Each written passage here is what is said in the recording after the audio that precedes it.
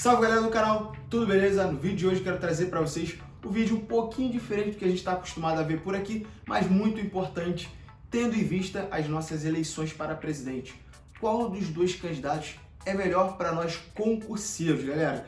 Vamos combinar algo aqui, eu e você, não podemos colocar o nosso filtro, o nosso viés aqui. Eu vou apresentar alguns fatos, separei 3 pontos positivos e 3 pontos negativos de cada candidato, dos dois da presidência, e vou colocar aqui para vocês analisarem e vocês venham filtrar isso aí e tomar a melhor decisão para vocês, beleza, pessoal? Eu vou expor os fatos e vocês vão olhar a melhor situação para vocês e talvez isso pode te influenciar no seu voto, sim ou não. O filtro é você quem coloca, eu vou trazer alguns fatos que eu acho relevantes. A gente é concurseiro, a gente precisa de oportunidade, a gente precisa olhar a nossa vida profissional e, de uma maneira geral, o governo em relação ao concurso, à oportunidade. Fechou? Então vamos embora conferir esse conteúdo. Mas antes disso, não se esqueça já de praxe. Deixa o seu like aqui, que ajuda demais a divulgação desse vídeo. Se inscreva no canal se você não é inscrito e ativa o sino para você não perder as novidades que estão por vir, beleza? Então vamos embora conferir esse conteúdo. Vamos embora. Bom, pessoal, vamos lá. Vou começar falando do ex-presidente Lula, que é o atual candidato aí às eleições de 2022. Vou começar falando dos 3 pontos positivos e 3 pontos negativos, beleza? Mas antes de continuar esse vídeo, preciso colocar um parênteses aqui para vocês. A perspectiva de concurso para 2023, ela já está estabelecida pelo atual presidente no plano plurianual, que é o plano de gastos aí, o plano orçamentário do governo federal em relação aos concursos. Vale lembrar aí, o governo federal já está atento a diversas vagas que entraram em vacância, tanto que abriu aí o concurso do INSS, são 1.000 vagas, isso não representa aí nem 50% do número, na verdade bem menos de 50% do número de vacâncias no governo federal. Então isso é só um exemplo de que já existe uma boa perspectiva de concurso para 2023 que já está sendo estudada no ano de 2022, beleza? E mesmo se um dos presidentes, qualquer um deles, entre esse plano, ele precisa seguir o orçamento. Isso significa que as vagas já estão previstas e cabe ao atual presidente usá-las ou não, mas respeitando o orçamento que já está previsto. Então 2023 já tem uma projeção de concurso muito boa, até porque é o ano de saída da pandemia, beleza? Agora vamos voltar para o vídeo e vamos ver 3 pontos positivos para nós concurseiros em relação ao presidente Lula, beleza? Vamos lá. Primeiro ponto que o presidente Lula ele cita no seu plano de governo aí, que está fazendo referência no site do TSE, eu vou disponibilizar para vocês aqui na descrição desse vídeo o link de uma matéria que o Direção a Concursos fez, que eu achei muito pertinente, fez dos dois candidatos, e até com base nesse estudo e mais outras notícias de outros sites que eu estou fazendo esse vídeo, beleza? Então, o presidente Lula ele diz o seguinte, ele quer a padronização das escalas de serviço. A gente sabe que muitos militares, não só da Polícia Militar, que é de âmbito estadual, mas até mesmo de âmbito federal, não existe uma padronização justa nas escalas. Então essa gente de ESA tirando serviço pra caramba, diversas demandas que o presidente Lula se comprometeu a se atentar a dialogar. Outra coisa importante é o diálogo em relação à atenção e à biopsicossocial, situação do militar. Ou seja, o militar ele é muito exposto a diversas situações no dia a dia e existe um desgaste muito grande desse militar que está na ponta. Então, o presidente Lula também se propôs a cuidar da saúde, da segurança do policial militar, do militar de uma maneira geral, beleza?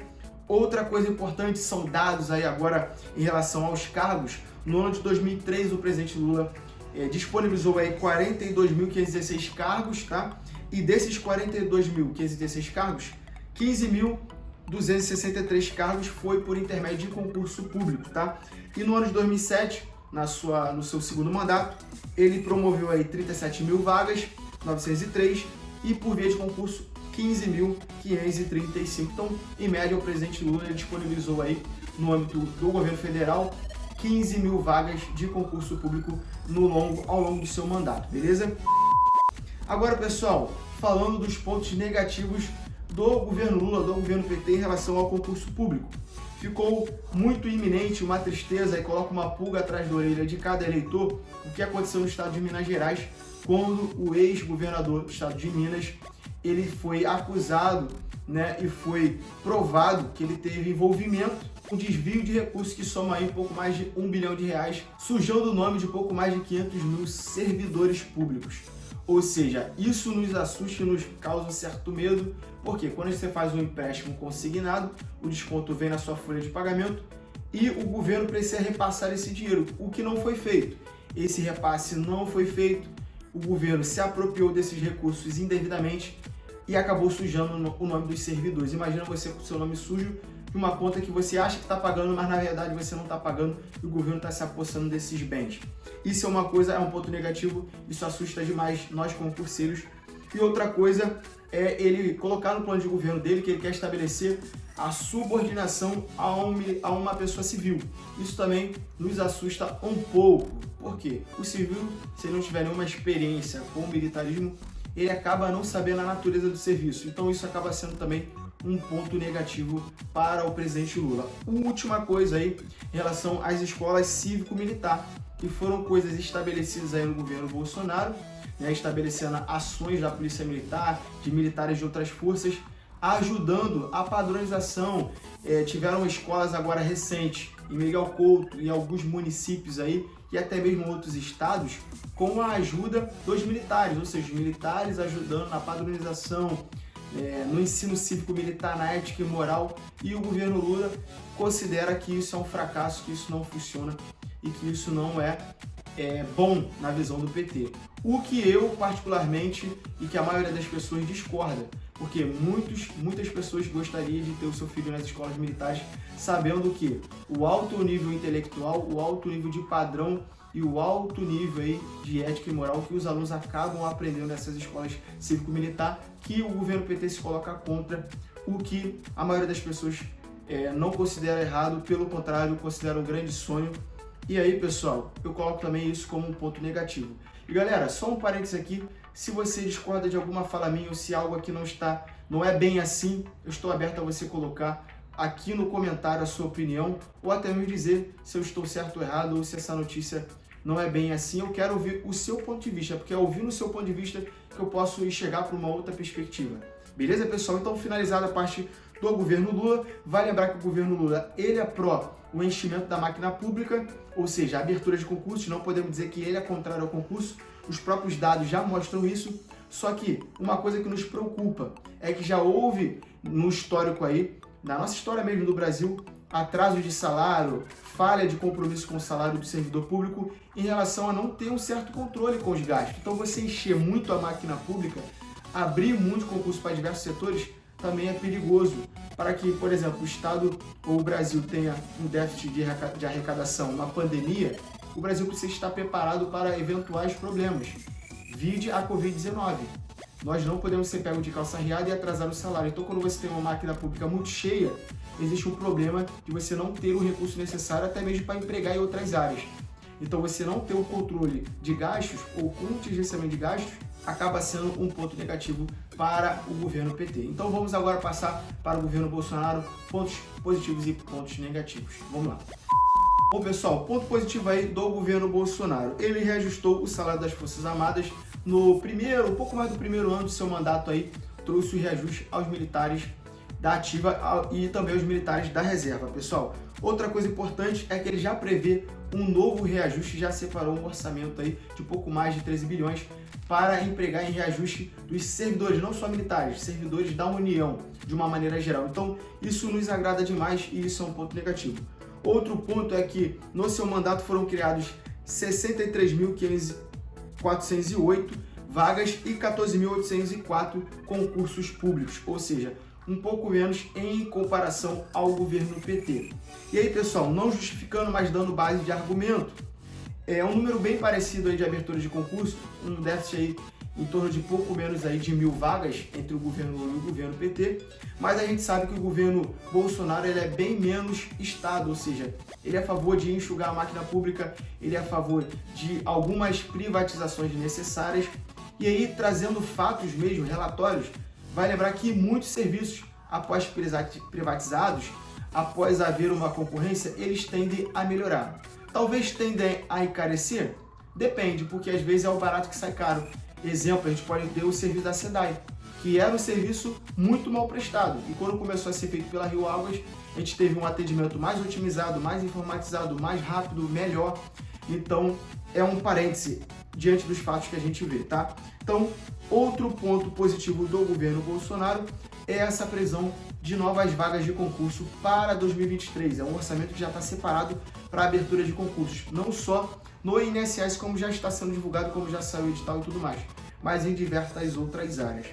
Outro ponto positivo também é o aumento que teve em relação aos professores. Os professores tiveram seu salário aí reajustado, tá bom? Agora vamos aos pontos negativos do governo Bolsonaro. Pontos negativos: aumento do tempo de serviço foi feito no governo federal, isso aí, no governo Bolsonaro, tá? E aí, pessoal, vale ressaltar o seguinte: esse excesso de militares aí passando para a reserva remunerada muito cedo, em comparação ao civil, acabava dando um certo déficit na Previdência. Então acabou sendo feita essa reforma da Previdência. Alguns militares, assim como eu da ativa, vão pagar um pedágio, ou seja, ao invés de eu encerrar minha carreira com 30 anos, vai passar um pouquinho, vai dar 32 e pouco.